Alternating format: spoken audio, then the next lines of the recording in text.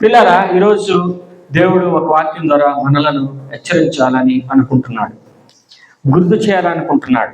సామెతలు గ్రంథం 29వ అధ్యాయం మొదటి వచనం. ఎన్నిసార్లు గద్దించినను లోబడేవాడు మరి తిరుగు లేకుండా హఠాత్తుగా నాశనమగును. 29వ అధ్యాయం 18వ వచనం. దేవుని లేని యెడల జనులు పట్టులేక తిరుగుదురు, ధర్మశాస్త్రం అనుసరించువాడు ధన్యుడు. 29వ అధ్యాయం మొదటి వచనం ఏముంది? ఎన్నిసార్లు గద్దించినను లోబడని వాడు మరి తిరుగు లేకుండా హఠాత్తుగా నాశనం. పిల్లరా, ఇక్కడ కొన్ని విషయాలు మనం జ్ఞాపకం చేసుకోవాలి. ఇప్పుడు ప్రపంచంలో ఏం జరుగుతుంది మీకు తెలుసా? ఇప్పుడు ప్రస్తుతం ఏం జరుగుతుంది ప్రపంచంలో ఎవరికైనా తెలుసా? లాస్ ఏంజల్స్ ఒకవైపు కాలుతుంది, అదే ప్లేస్ లో ఒకటి తర్వాత దాని మీదే ఇంకొక దెబ్బ పడుతుంది. భూకంపమై కొండ చర్యలన్నీ విరిగి పడి భవనాలన్నీ 2 ముక్కలు అవుతున్నాయి. భయంకరమైన పరిస్థితి ఇప్పుడు లాస్ ఏంజల్స్ ఎదుర్కొంటుంది కదా. ఇప్పుడు ఎక్కడ చూసిన మీడియాలో, మనం న్యూస్ ఛానల్స్లో కానీ లేకుంటే యూట్యూబ్ ఛానల్స్లో కానీ షార్ట్స్లలో కానీ వాళ్ళు ఏం చేస్తున్నారంటే దీని మీదే చెప్తున్నారు. మనం కూడా దాంట్లో డీటెయిల్డ్గా మనం పోవడం లేదు, అంటే లోతుగా ఎక్కడ జరిగింది ఏ సంగతి అనేది కాకుండా గత సంవత్సరాలలో దేవుడు యెషయా గ్రంథంలో చెప్పిన రీతిగా ఇంతకు ముందు జరిగిన కార్యాలన్నిటిని మళ్ళీ జ్ఞాపకం చేసుకోండి అని లాస్ ఏంజల్స్కి ఒక సందేశం ఇస్తున్నాడు. ఏమిస్తున్నాడు? ఇంతకు ముందు జరిగినవి. ఏం జరిగింది? ఇంతకు ముందు 1912వ సంవత్సరం ఏప్రిల్ 4వ తారీఖున ఏం జరిగింది? టైటానిక్ పెద్ద ఓడ సముద్రంలో మునిగిపోయింది. దానికి డీటెయిల్స్ మనం వెళ్ళడంలా, దాన్ని ఎవరు సృష్టించినాడు, దానికి అర్థ ఎవరు, అది ఎందుకు, ఏమని. నేను సింపుల్గా చెప్తున్నాను. 1912వ సంవత్సరంలో ఏప్రిల్ మాసంలో పెద్ద ఓడ మునిగిపోయింది. ద గ్రేట్ షిప్ టైటానిక్ మునిగిపోయింది. దాన్ని తయారు చేసిన వ్యక్తి లేకుంటే దాన్ని డిజైన్ చేసిన వ్యక్తి ఏమంటున్నాడు తెలుసా? అంటే వాళ్ళ పేర్లు, వాళ్ళ చరిత్ర అని కాదు, ఒక మాట వాళ్ళు ఏమన్నారు, వాళ్ళు స్లోగన్ రాసినారు. ఏమని రాసినారంటే దేవుడు కూడా దీన్ని ముంచలేడు అని రాశారు. Even God can't sink this ship అని ఒక స్లోగన్ రాసినారు. ఏమైంది? మునిగిపోయింది. గుర్తుపెట్టుకోండి, దేవుడు ఏం హెచ్చరిస్తున్నాడంటే లాస్ ఏంజల్స్కి ఇంతకు ముందు జరిగిన కార్యాలను జ్ఞాపకం చేసుకుని, ఆ షిప్పులో జరిగిన విపత్తు లేకుంటే ఆ యాక్సిడెంట్ ఎంత ఘోరంగా ఉందో కదా మనకు తెలుసు. ఎన్ని ప్రాణాలు కోల్పోయారో, ఎంతమంది వాళ్ళ యొక్క ప్రాణాలు కోల్పోయారో మనకి తెలుసు. భయంకరమైన విపత్తు అది. రెండవ కార్యం 2004వ సంవత్సరం డిసెంబర్ 26వ తారీఖున ఏం జరిగింది? ఇండోనేషియా నుంచి ఇండియా వరకు సునామీ వచ్చింది. 11 దేశాలు 11 సముద్ర తీరాల్ని తాకుతూ వచ్చింది. ఏమైంది? సునామీ మొత్తం వాష్ అవుట్ అయిపోయినారు కదా. ముఖ్యంగా సముద్ర తీరాలలో ఉంటున్న వారు మొత్తం నాశనం అయిపోయింది. ఆ కథలుగా మనం విన్నాం. ఒక చిన్న ఎగ్జాంపుల్ చెప్తున్నా. బెంగళూరు నుంచి ఒక ఫ్యామిలీ అక్కడికి వెళ్ళింది. వాళ్ళ కుమారుడు ఫోటో తీస్తున్నాడు. సముద్రంకి ఇటువైపు నిలబడి ఆ ఫ్యామిలీ నిలబడి ఉంది, వెనక సముద్రము. ఆ అబ్బాయి అటుపక్క నుంచి ఫోటో తీస్తున్నాడు. చాలా స్టోరీస్ ఉన్నాయి, ఒక స్టోరీ చెప్తున్నాను మీకు. ఆ అబ్బాయి ఫోటో తీస్తున్నాడు.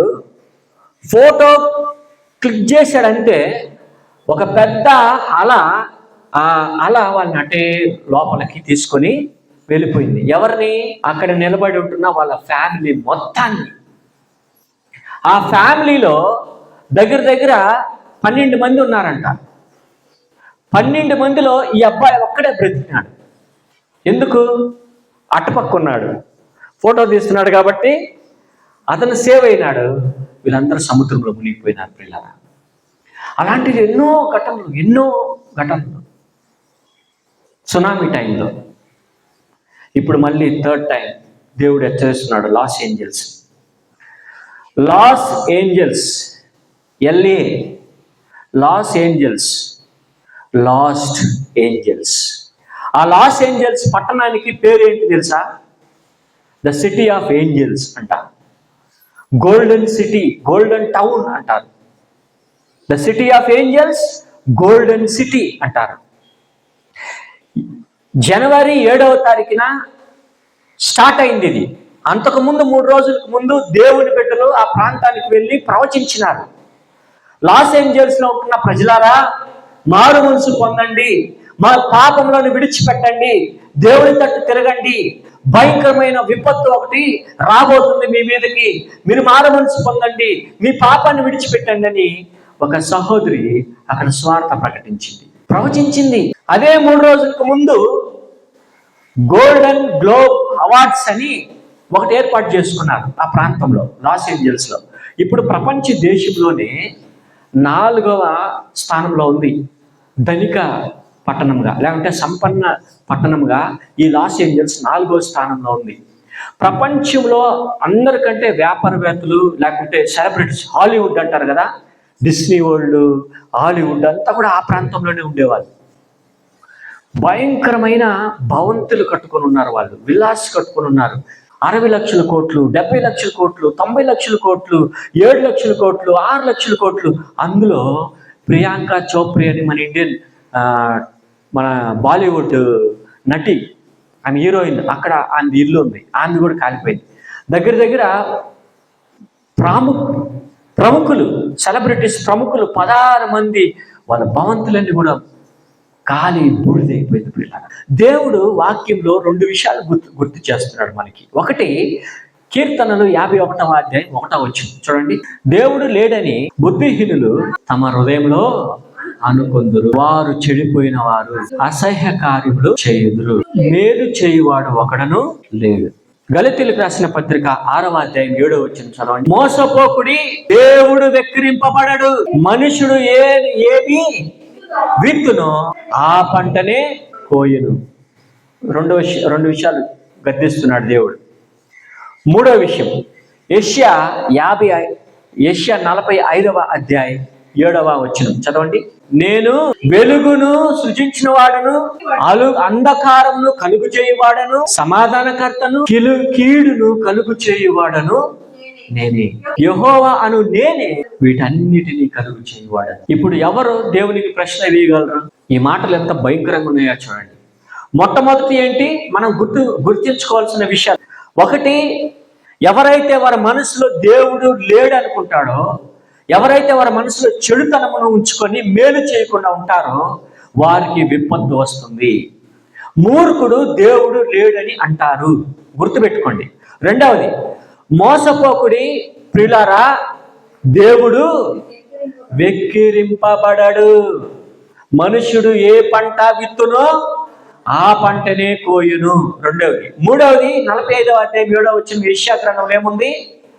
దేవుడే వెలుగుని, అంధకారమును, సమాధానమును, కీడును కలుగు చేయువాడు ఆయనే. నేను ఎందుకు ఈ మాటలు చెప్తున్నానంటే, లాస్ ఏంజల్స్ నే మనం టార్గెట్ చేస్తే, టార్గెట్ కాదు, లాస్ ఏంజల్స్ గురించి మనం ఆలోచన చేస్తే, ఈ లాస్ ఏంజల్స్ లో చాలా ప్రాముఖ్యమైన ప్రముఖులు, సెలబ్రిటీస్ ఉన్నారు. వాళ్ళలో ఒక స్త్రీ ఉంది, ఆమె పేరు అయితే మనకొద్దు. ఆమె కమెడియన్, ఆమె హోస్ట్ చేస్తుందంట ఆ మీటింగ్. ఏం మీటింగ్?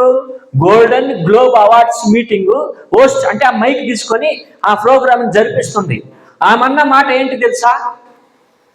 ఆమెన్న మాట గాడ్ జీరో మెన్షన్ అనింది. వాళ్ళకు ఉద్దేశం ఏంటి తెలుసా? అంటే పురుష సాంగత్యము, స్త్రీ సాంగత్యము, దేవుడే లేడు మనకి దేవుడు అవసరం లేదు, ఏం చేయగలడు దేవుడు అనింది. అని ఏమనింది? దేవుడు ఏం చేయగలడు అని. అది జరిగిన 3 రోజులకి ఏమైంది తెలుసా? నలుదిక్కుల వారు ఉంటున్న ప్రదేశం లాస్ ఏంజల్స్, కాలిఫోర్నియా రాష్ట్రంలో ఉంటున్న లాస్ ఏంజల్స్ పట్టణములో 4 దిక్కులు మంటలు చెలరేగాయి. కారు చిచ్చు స్టార్ట్ అయ్యి మొత్తం బూడిదైపోయింది. మీరు న్యూస్లో చూడొచ్చు, నేను చెప్పే కంటే కూడా మీరు యూట్యూబ్లలో చూడొచ్చు, న్యూస్లలో చూడొచ్చు ఎంత ఘోరంగా కాలిపోయింది. వాక్యం ఏముందంటే, మనం చదువుకున్న వాక్యాలలో కూడా ఏముందంటే, ఇక్కడ ఈ సామెతలు 28వ అధ్యాయం 18వ వచనంలో ఏముందంటే, దేవోక్తి లేని ఎడల జనులు అంటే ప్రజలు కట్టులేక, అంటే వాళ్ళకి అదుపు ఉండదు. ఒక అదుపు లేకుండా, కట్టు లేకుండా వాళ్ళు ఏం చేస్తారు? విచ్చలవిడిగా తిరుగుదురు, ధర్మశాస్త్రం అనుసరించేవాడు ధన్యుడు. ఈ లాస్ ఏంజల్స్ పట్టణంలో దేవుని నమ్ముకున్న ఒక వ్యక్తి సాక్ష్యం చెప్తున్నాడు యూట్యూబ్ షార్ట్స్ లో. ఏమని తెలుసా? దేవుడు నాకు నా ఇంటిని కాపాడాడు. హల్లెలూయా. మొత్తం కాలిపోయింది, ఆ ప్రాంతం అంతా కాలిపోయింది, ఇటువైపు అటువైపు ముందు వెనకంతా కాలిపోయింది. ఆయన ఇల్లు మాత్రం దేవుడు క్షేమంగా తన దూతలను పంపించి కాపాడాడు పిల్లలు. హల్లెలూయా. ఆయన దేవుని యందు భయభక్తులు కలిగి ఉన్నాడు, దేవుడు వాక్యం చదువుతున్నాడు, ప్రతిరోజు ప్రార్థన చేస్తున్నాడు. దేవుడు ఆయన ఇంటిని కాపాడాడు. హల్లెలూయా. భయంకరమైన పాపంతో నిండిన లాస్ ఏంజల్స్ ఇప్పుడు the city is lost the angels. Los Angeles అని పిలువబడుతున్న ఆ city, the city of angels అని పిలువబడుతున్న సిటీలో ఇప్పుడు ఏంజల్స్ ఏ లేదు. 16 మంది సెలబ్రిటీస్, భయంకరమైన వాళ్ళు. అందులో ఒక అతను చాలా ప్రాముఖ్యమైన వ్యక్తి, passion of Christ hero మెల్ Gibson. వాళ్ళ ఇల్లు నాశనం అయిపోయింది, వీధిన పడ్డారు. 16 మంది సెలబ్రిటీస్ వీధిన పడ్డారు. హృదయంలో అహంకారం, దేవుడే లేడు, దేవుడు జీరో అన్నారు. ఇప్పుడు లాస్ ఏంజల్స్ పట్టణం జీరో అయింది. దేవుని నామాన్ని వెక్కిరించిందా అని ఈ కామెడియన్ ఆ మీటింగ్ లో, ఆ గోల్డెన్ గ్లోబ్ అవార్డ్స్ మీటింగ్ లో ఈ కామెడియన్, ఈ హీరోయిన్ ఆమె ఎక్కిరించింది దేవుణ్ణి, దేవుని నామాన్ని దూషించింది, వెక్కిరించింది. ఏమైంది? పట్టణం నాశనం అయిపోయింది. లాస్ ఏంజల్స్ లో దేవుని మందిరాలు ఏం కాలేదు. హల్లెలూయా. చుట్టూ ప్రక్కల మొత్తం బూడిదైపోయింది. దేవుని మందిరాలు, దేవుని వాక్యం, దేవుని నమ్ముకున్న భక్తుడి ఇల్లు కాపాడబడింది. ఇప్పుడు ముఖ్యమైన వాక్యం సామెతలు 29వ అధ్యాయం 1వ వచనం. ఎన్నిసార్లు గద్దించినను లోబడని వాడు మరి తిరుగు లేకుండా హఠాత్తుగా నాశనమగును. ప్రియులారా, ఇక్కడ మనము ఒకటి గమనించాలి. ఈ మాట మనం వింటున్నప్పుడు శారీరకమైన మరణము లేదంటే నష్టము, ఆధ్యాత్మికంగా కానీ లేక మానసికంగా కానీ ఇది జరగవచ్చు. దీని యొక్క అర్థం అది, దీని యొక్క నిర్వచనం అది. ఎవరైతే దేవునికి లోబడకుండా ఉంటారో వానికి తిరుగు లేకుండా హఠాత్తుగా మరణం వస్తుంది. ఇక్కడ భక్తుని యొక్క ఉద్దేశం ఏంటి అని ఈ మాట రాస్తున్నప్పుడు భక్తుని యొక్క ఉద్దేశం ఏంటంటే, ఎవరైతే కఠినంగా ఉంటారో, ఎవరైతే స్టబన్గా ఉంటారో, ఎవరైతే స్టిఫ్ నెక్కెడ్ అంటే అహంకారం, గర్వంతో ఉంటారో, ఎవరైతే దేవుని మాటని ఉల్లంఘించి దేవుని మాటకి లోబడకుండా ఉంటారో, ఈ కఠినమైన వారు ఎవరైతే క్రమశిక్షణ లేకుండా ఉంటారో వారి జీవితంలో వారికి హఠాత్తుగా మరణం వస్తుంది అని దీని యొక్క అర్థం. దేవుడు మనల్ని హెచ్చరిస్తున్నాడు ఈరోజు. ఫలితం ఏంటి? దేవుని మాటకి లోబడకుండా ఉంటే ఫలితం ఏంటి? దేవుడు నన్ను పిలిచాడు, నన్ను పిలుచుకున్నాడు, ఏర్పాటు చేసుకున్నాడు. నా మాటను నువ్వు అంగీకరించాలి, నా మాటని నువ్వు పాటించాలి, నా మాట వినాలి, నా మాటకు లోబడాలి, నా మాట ప్రకారం నువ్వు జీవించాలని దేవుడు నన్ను పిలుచుకున్నాడు పిల్లరా. When God calls you and me, we should obey his words. ఎవరైతే దేవుని మాట వినకుండా, ఆలకించకుండా అవిధేయత చూపుతారో వారి యొక్క రిజల్ట్స్ ఏంటి, ఎలాగుంటుంది వాళ్ళ రిజల్ట్స్ చూద్దాం. మొదటిది సామెతల గ్రంథం 1వ అధ్యాయం 24వ వచనం 26వ వచనం చదవండి. నేను పిలవగా మీరు వినకపోతిరి, నా చెయ్యి చాపగా ఎవ్వరును లక్ష్య పెట్టకపోయిరి. 26వ వచనం. కాబట్టి మీకు అపాయము కలిగినప్పుడు నేను నవ్వేదను, మీకు భయము వచ్చినప్పుడు నేను అపహాసము చేస్తాను. ఎంత భయంకరంగా ఉన్నాయో చూడండి ప్రియులారా మాటలు. ఎంత దేవుడు ఏ విధంగా గద్దిస్తున్నాడు చూడండి. దేవుని మాటకి లోబడిన వాడు, దేవుని మాటను ఉల్లంఘించిన వాడు, దేవుని మాటను పెడచెవిన పెట్టినవాడు, దేవుణ్ణి విసర్జించిన వారు, దేవుడు లేడని చెప్పేవారు, దేవుణ్ణి వెక్కిరించేవారు. దేవుడు పిలిచినప్పుడు ఆయన మాట లక్ష్య పెట్టకుండా, ఆయన మాట పట్టించుకోకుండా ఉన్నవారు, ఆపద వచ్చినప్పుడు, అపాయము కలుగునప్పుడు నేను నవ్వేదను. ఎవరు నవ్వుతారు? ఇప్పుడు నవ్వుతున్నాడా లేదా దేవుడు?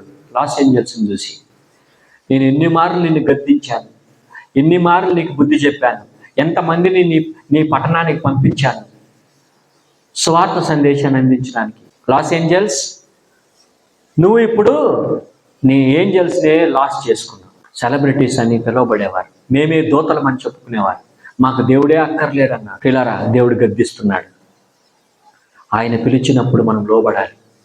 లేకపోతే అపాయం కలిగినప్పుడు దేవుడు నవ్వుతాడు. అంతేకాదు, ఇంకా ఏముంది అక్కడ? అపాయం కలిగినప్పుడు నేను నవ్వేదను, మీకు భయము పుట్టినప్పుడు నేను మిమ్మల్ని చూసి ఎగతాళి చేస్తా. ఈరోజు నీవు నన్ను ఎగతాళి చేశావు, జీరో అన్నావు, ఈరోజు నువ్వు జీరోగా మిగిలిపోయావు. నేను నిన్ను ఎగతాళి చేస్తున్నా. ఎందుకంటే యెషయా గ్రంథం 45:7 ప్రకారం ఆయనే సమాధానం కలుగు చేయవాడు, ఆయనే కీడును కలుగు చేయవాడు. పిల్లరా, మొదటిదేంటి? మనకు అపాయం వచ్చినప్పుడు, మనకు భయం పుట్టినప్పుడు దేవుడు నవ్వి ఎగతాళి చేస్తాడు. జాగ్రత్త సుమా. ఇంకొక కారణం ఏంటి తెలుసా? ఇంకొక ఫలితం ఏంటి? కీర్తనల 50:22 చూడండి. దేవుణ్ణి మరచువారులు, అంటే మర్చిపోయేవారులారా, దీనిని మీరు యోచించుకొనుడి. లేని ఎడల నేను మిమ్మును చీల్చివేయుదును, తప్పించువాడు ఎవడను లేకపోను. Nobody will save you. ఎవ్వరు కూడా నిన్ను కాపాడలేరు.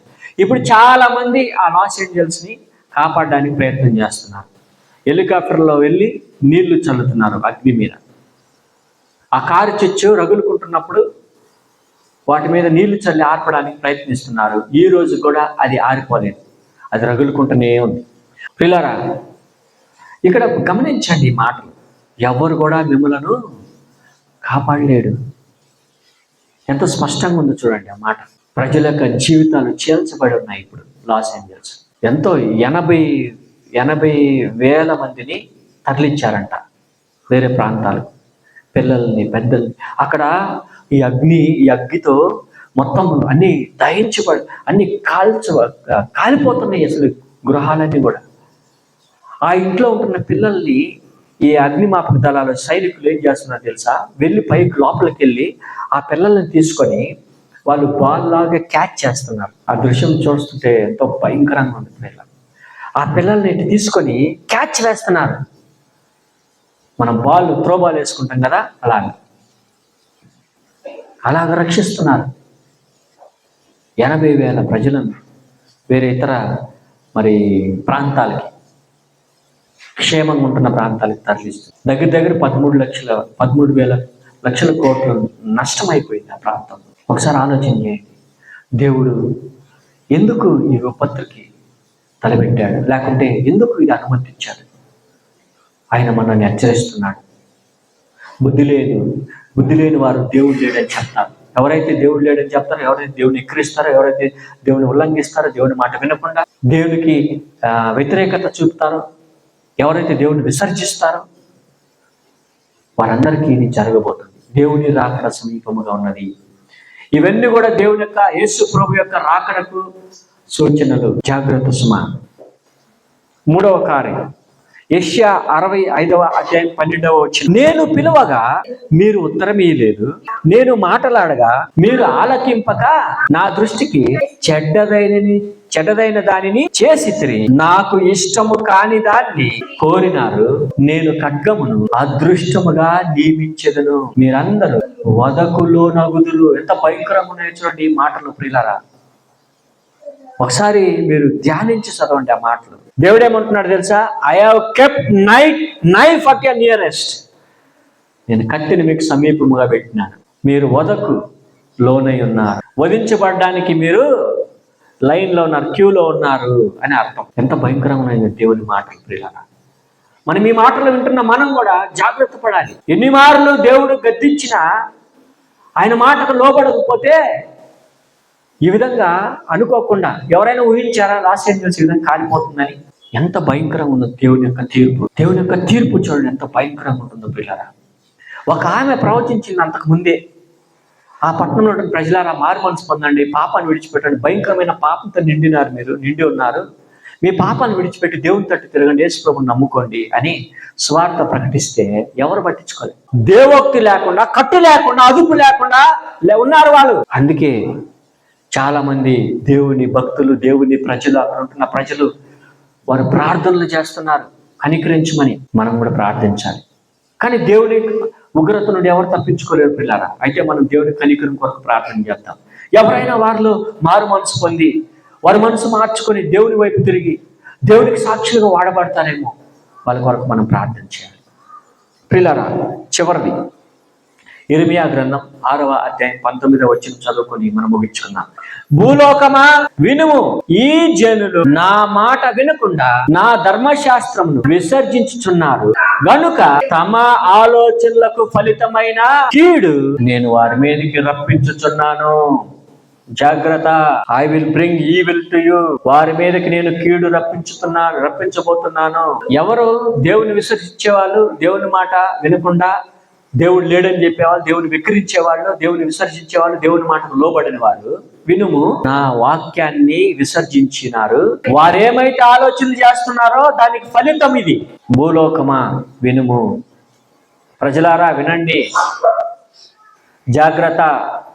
ఒకవేళ నువ్వు దేవుని మాటలను ఉల్లంఘించి దేవుని మాటలు విసర్జించి నీ ఇష్టానుసారముగా నువ్వు జీవిస్తున్నట్లయితే, నీ ఆలోచన ప్రకారం నీ ఇష్టానుసారముగా, ఇది నా జీవితము, నా కుటుంబము, నా భార్య బిడ్డలు, నా సంపద, నా ఉద్యోగము, నా కుటుంబము అని స్వార్థముతో, ఇప్పుడు లాస్ ఏంజల్స్ కాలిపోవడానికి కారణం స్వార్థం. ప్రపంచంలో మేమే సంపన్న పట్టణము, మాది అగ్ర దేశము, అగ్ర పట్టణము, మాది గోల్డెన్ సిటీ అంటారు, దోతల సిటీ అంటారు, వెర్రవీగాలి. ఈరోజు ఏమైంది?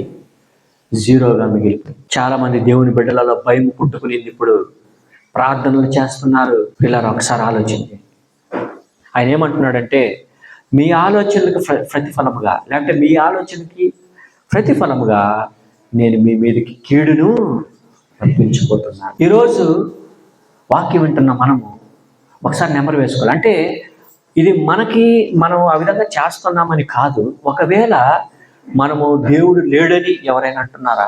దేవుడిని హేళన చేస్తున్నారా? విక్రిస్తున్నారా? దేవుని మాట వినకుండా వాళ్ళ ఇష్టానుసారంగా జీవిస్తున్నారా? దేవుని మాటకు లోబడకుండా, క్రమశిక్షణ లేకుండా ధర్మశాస్త్రం విసర్జించి వారు పాపంలో ఉంటున్నారా? వారిని గద్దించాల్సిన పని దేవుడు మనకిస్తున్నాడు. ఇది మనం ఒక అవకాశంగా తీసుకోవాలి. తీసుకొని వాళ్ళకి మనం చెప్పాలి, ఆలోచన చెప్పాలి. అనేక మంది ఉంటున్నారు, అన్యులు ఉంటున్నారు, చాలా మంది రకరకాలుగా మాట్లాడుతున్నారు, రకరకాలుగా కారణాలు వెతుకుతున్నారు. కానీ చాలా మంది దేవుని భక్తులు, దేవుని బోధకులు కానీ, లేకుంటే వాక్యోపదేశకులు కానీ, లేకుంటే ఆత్మీయులు ఏమని వాళ్ళు ఆలోచన చేస్తున్నారంటే, వాళ్ళ అభిప్రాయం ఏంటంటే, ఇది దేవుడు వారికి అనుమతి ఇచ్చిన కార్యం. దేవుడిని హేళన చేసి దేవుడే లేడని, దేవుడు జీరో అని. ఒకసారి మనం చాలా జాగ్రత్తగా ఈ వాక్యాలు గమనించి మన ఆధ్యాత్మిక జీవితాన్ని మనం కొనసాగడం, మనకి సమయం ఉన్నప్పుడు, వీలున్నప్పుడు, జ్ఞానం ఉన్నప్పుడు మనం ఆ కార్యాలన్నీ దేవుని మహిమార్థమై ఆ ప్రజలను దేవుని దగ్గరికి నడిపించుకోవడానికి ఈ సమయాన్ని మనం సద్వినియోగం చేసుకోవాలి. పిల్లలు, ఈ సమయాన్ని సద్వినియోగం చేసుకోవాలి. అవకాశాన్ని మనం చేజార్చకూడదు, పోగొట్టుకోకూడదు. ఈ అవకాశం, దేవుడిచ్చిన అవకాశాన్ని మనం వాడుకొని అనేక మంది దేవుని వైపు తిప్పుటకు మనవంతు సహాయం, మనవంతు ప్రార్థన వారికి అందించాలి. మనం కూడా లాస్ ఏంజల్స్ కొరకు ప్రార్థన చేద్దాం. ఒకవేళ ఆ ప్రజలు ఇంకా వాళ్ళకి మనస్సు అనేది ఉంటే, ఇది దేవుడు చేసిన కార్యం ఒకవేళ వాళ్ళు గ్రహించినట్లయితే, వాళ్ళు మారు మనసు పొందడానికి ఒక అవకాశం, వారు మారు మనసు పొందడానికి మనం ప్రార్థన చేద్దాం. దేవుడు ఆ పట్టణం మీద కనికరము మరి చూపించను గాక. ప్రార్థన చేసుకున్నాం. కృపగల తండ్రి, మహోన్నతుడా, ఈరోజు మమ్మల్ని భయంకరమైన నీ మాటల చేత మమ్మల్ని హెచ్చరించావయ్యా. అవును తండ్రి, ఎన్నిసార్లు గద్దించినా నీ మాట వినకపోతే మాకు హఠాత్తుగా మరణం వస్తుందని, తిరుగు లేకుండా మాకు హఠాత్తుగా మరణం వస్తుందని మీరు మమ్మల్ని హెచ్చరిస్తున్నారు. అంతేకాదు ప్రభువా, ఒకవేళ కట్టు లేకుండా, దేవోక్తి లేకుండా, కట్టు లేకుండా మేము జీవించినట్లయితే అయ్యా మాకు నాశనం వస్తుంది. ఎవరైతే నీ ధర్మశాస్త్రాన్ని పాటించి నీకు లోబడి భయభక్తులు కలిగి జీవిస్తారో వారు ధన్యులని మీరు అంటున్నారు తండ్రి.